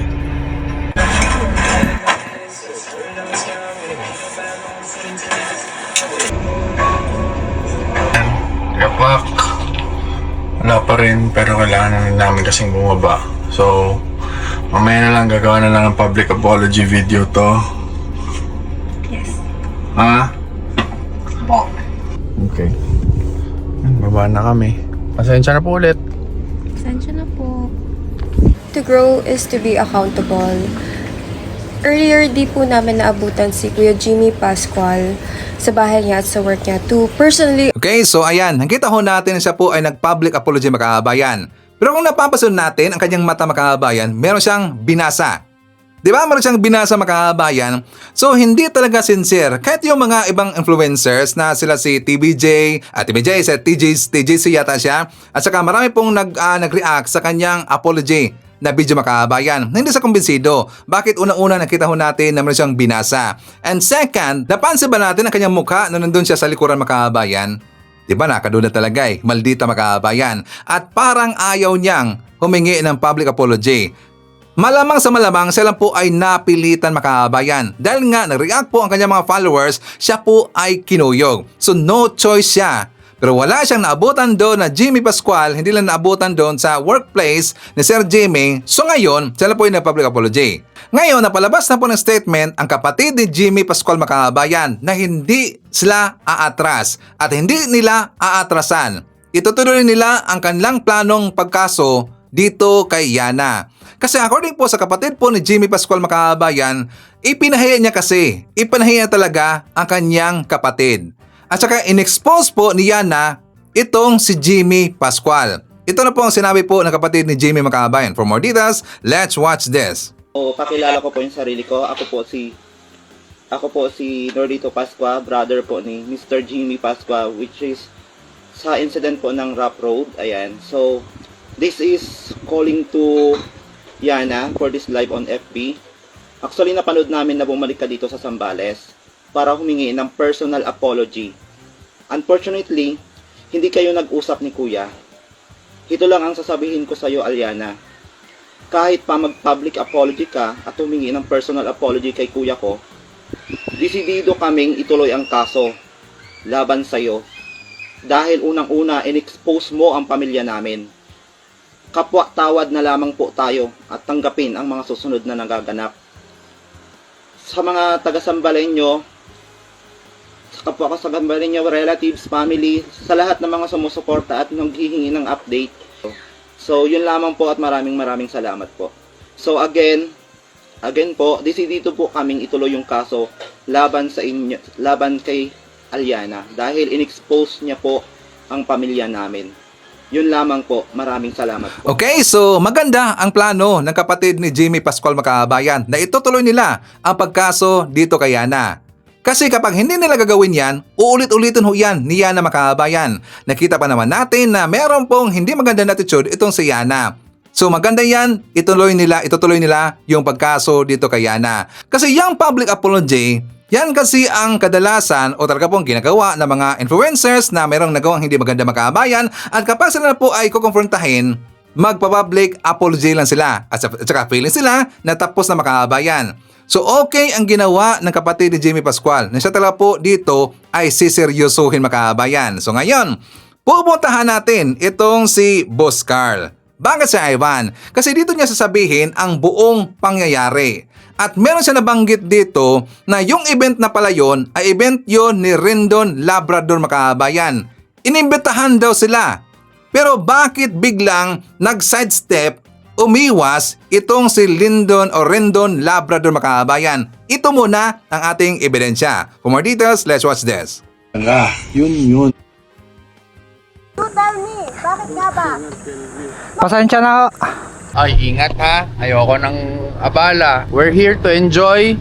We're here to have fun. Di kailangan magyabang. Ride your pace. Gets? Sir. Baba mo yung emosyon ha. Ayoko man makisawsaw pero sadyang nandyan na talaga yung sitwasyon. Usapan kasi namin ni Yana was after ng upload ng apology niya, delete niya na yung video nung road rage niya. Tapos, just let people see the public apology, then delete everything na regarding Zambales or whatever na tungkol dyan sa mga issue niya na yan. Pero nakakalungkot lang kasi May 2, alauna na ng tanghali, nakapayan. Nagawa ko na yung lahat ng kaya kong gawin para lang hoping at least bumaba man lang yung tension. Kasi sa totoo lang, kami namundok. Kasi payapa Yun lang yung gusto namin. Payapang buhay, nag-e-enjoy, alis sa toxicity ng mundo.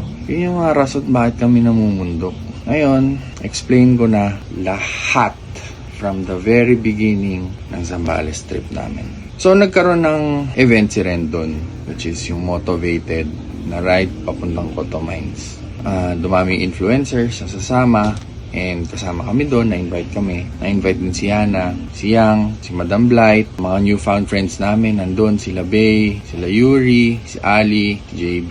Ang dami na na-invite, sobrang daming na-invite. Na to the point na since magkakakilala naman kami, Yana and Yang, sabay-sabay na kami pumunta doon. Una sa lahat kasi naka-dirt bike si Yang, sampa ng pick up namin yung dirt bike niya. Pangalawa, walang motor na pwede off-road si Yana. So, pinahiram ko ng motorsiklo. Kasi dami naman naming motor and gusto ko ma-experience niya yung sarap ng buhay na walang tension. Kumbaga ako, pare, gusto kong i-share yung sarap ng buhay na walang kaaway. Okay, so sino nga ba itong si Boss Carl Makaabayan? Sa tingin ko lang siya yung head dito sa grupo ni Yana Makaabayan.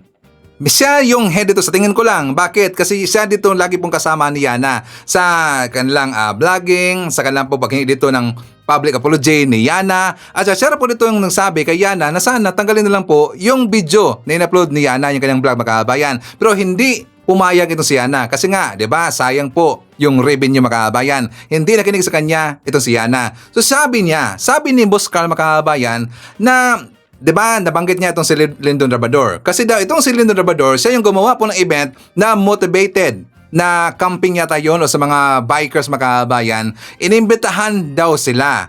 Kaya lang nakita ho natin sa post po ni Rendon Makaabayan, biglang nag-segue, biglang nag-sidestep or biglang umiwas itong si Rendon Labrador. Bakit kaya si Ivan? Kasi nakita dito ni Rendon Labrador na hindi maganda ang ginawa ni Yana at saka nakakasira po sa motovikers community ang ginawa ni Yana Makaabayan, nakasira. Sirang-sira na nga dahil po dito sa mga kamote riders, mas lalong masisira itong motovlogger community dahil po sa nangyari sa road rage ni Yana o sa Yana po issue Makaabayan. At pati po dito, itong si Senator JB Ejercito, bakit siya nadawit dito Makaabayan ang kanyang pangalan? Kasi nga, di ba, meron pong lumabas ngayon ng mga vlog na daw itong si Yana Makaabayan, meron na siyang mayor na nabigay sa kanya ng big bike. Daw. At saka meron pong sinabi, ito pong si Makagago Makaabayan na si mayor daw. Itong mayor, siya na pong magsabi. Ipakita ko sa inyo yung video Makaabayan. For more details, let's watch this. Kilala po si Senator Ejercito na before being a senator, siya po ay ex-mayor ng San Juan. So, isa po yan sa mga posisyon na kanyang na-take, mga kahombre ko. Ang dami ding netizens, na nagsasabi na baka daw si Senator JB Ejercito ang mayor kuno nitong si Yana. Kasi kumakalat na may mayor daw to, may protector daw to, na kaya daw malakas ang loob dahil kay Senator Ejercito, bla bla bla. Kasi kasama ito, alam niyo yon, kaya siya matapang, malakas ang loob dahil merong backer. Para sa akin naman mga kahombre ko, sa tingin ko kung kahit ako maging senator, kunwari, hindi ko babakapan tong ganito mga kahombre ko kasi I am actually risking my entire career. Is this worth it? Siguro kung anak ko to, mga kahombre ko, no? Eh di okay lang na i-risk ko yung pagiging senator ko, di ba? Na kumbaga, bahala na anak ko to, di masama na ako sa eskandalo, tama? Wala na akong magagawa doon. Okay, so yun po nangyari. Nadawat ang pangalan ni Senator JB Ejercito Makabayan. So hanggang nag-post itong si Senator JB Ejercito, hindi niya kinampihan itong si Yana. At nakiusap rin po si Senator JB doon sa LTO na titingnan, paimbestigahan nila itong road rage issue na kung saan nadawit itong si Yana Makabayan. Alam nyo ba, naglabas na po ng desisyon ang LTO, ang kanyang driver's license, ang lisensya po ni Yana Makabayan, ito'y sinuspende. 90 days suspended ang lisensya ni Yana. At ito rin po ang kanyang kaso Makabayan. For more details, let's watch this. Dahil sa paglakad ni Senator JB Ejercito, na-aksyonan agad ng LTO ang nasabing issue. After few hours mga kahombre ko na naglabas si Senator ng kanyang hinaing sa LTO, bang! Bigla na agad naglabas ng show cause order ang LTO para kay Aliana o Yana, the vlogger. Pinapapunta po sa LTO si Yana sa Tuesday, May 6, 2025 ng alas 2 at kailangan niyang magsulat ng comment o explanation on why you should not be administratively charged for the violation of reckless driving. Napakasaklap nito mga kahombre ko, okay? And ito pa, your driver's license is hereby preventively suspended for a period of 90 days and is to be placed under alarm. Further, you are hereby directed to surrender your driver's license upon receipt of this SCO. Failure to appear and submit written comment explanation as required shall be construed by this office as a waiver of your right to be heard, and the case shall be decided based on the evidence at hand. Patay, mga kahombre ko. Patay ka nito. Oh, 'di ba? Suspendido ang kanyang driver's license Makabayan. At kapag mamatigas pa ito si Yana at saka hindi siya pupunta o mapapakita doon sa LTO Makabayan kasi nga 'di ba siya po pinadahan po ng show cause order. At kapag hindi siya mapapakita doon, tuloy na tuloy talaga ang kaso para sa kanya Makabayan. O 'di ba? Yari itong si Yana. May tanong tayo mga kababayan, kapag makikita ninyo itong si Yana dyan sa daan, ano ang sasabihin mo sa kanya? Please comment sa baba, babasahin niya mamaya ni Sir Ivan. Ako kung ano ang sasabihin ko sa kanya mga kababayan, you tell me, bakit nga ba? Diba sakto ba yun? So anyways, nandyan po kasama natin si Elsa Hoffman, Lorna Villanueva, Zinaida Anulacio, nandyan po si Anjang Aison, Sonia Hasigawa. Shoutout natin si Sally Ramos Katunggal, Percy Shalana, Haitsu Moneth Doctolero, Carlo Coscolohuela, Nida Ishihama, Nel Caven, nandiyan po si Jodeth Domaspanya, Elsa Saboco Hironomo Singgian, Haitsu Nida Ichaka, Iday, nandiyan po si Kasarina Dero Uy, Elmer Pinaranda, Ronalyn Tanora. Shoutout natin si Bibi Garcia, Polen Raot-Raot, Jodes Dandoy Narciso, nandiyan po si JRN, Anabel Hoson, Shirley Fernandez, Roro Sequera. Hi to Jeco Jerry Cabreros, Shoot TV, nandiyan po si Apple Nash, Alicia Leak, Susi Cristobal, and hi to Atina Dale. Okay. So mga kababayan ko, yan natin manakalap ng mga balita ngayong araw. Kung nakaabot ka po sa portion na to, sana nakapag-like na ho tayo. Libre po ang mag-share, libre din ang mag-subscribe. Again, maraming salamat sa mga viewers na hindi na-skip ng ating commercials. Thank you so much. At before natin tatapusin ang ating programa ngayong araw, sana sabayan nyo sa Sir Ivan para sa ating live messaging prayer. Mahal na Panginoon, sa bagong araw na ito, lumalapit kami sa iyo na may pasasalamat sa aming mga puso. Humihiling ng iyong pagmamahal at proteksyon. Ipagkaloob mo po ang kapayapaan at kalusugan sa akin at sa aking pamilya, at gabayan mo kami sa landas ng iyong liwanag. Ano man ang mga hamon na aming haharapin ngayon, nagtitiwala kaming sasamahan mo kami. Balot ng iyong walang hanggang pagmamahal. Idinadalangin ko to sa pangalan natin Panginoong Jesucristo. Amen. So maraming salamat mga kababayan, and I hope to see you again on my next video.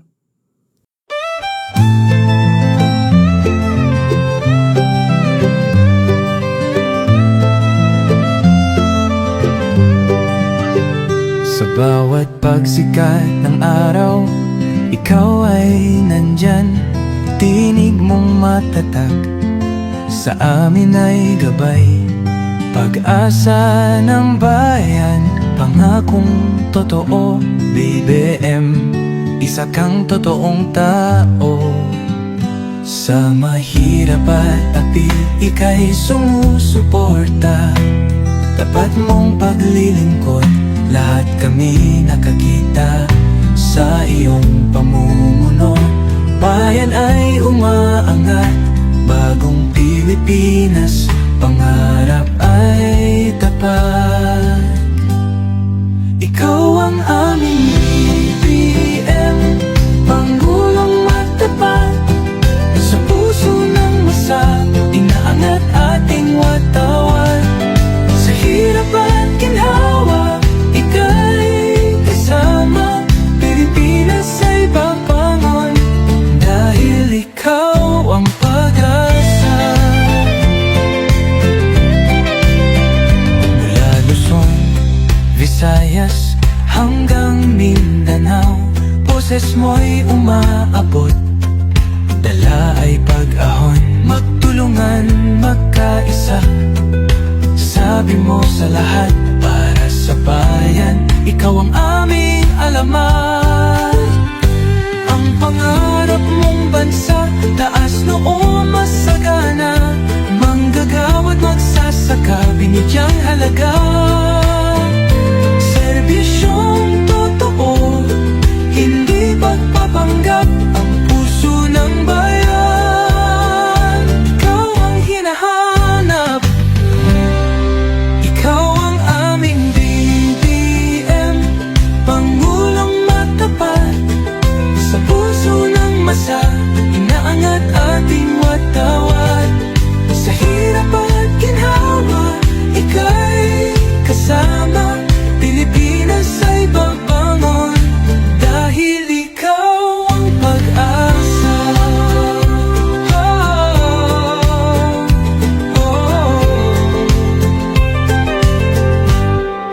Ikaw ang aming BBM, Pangulong matapat. Sa puso ng masa,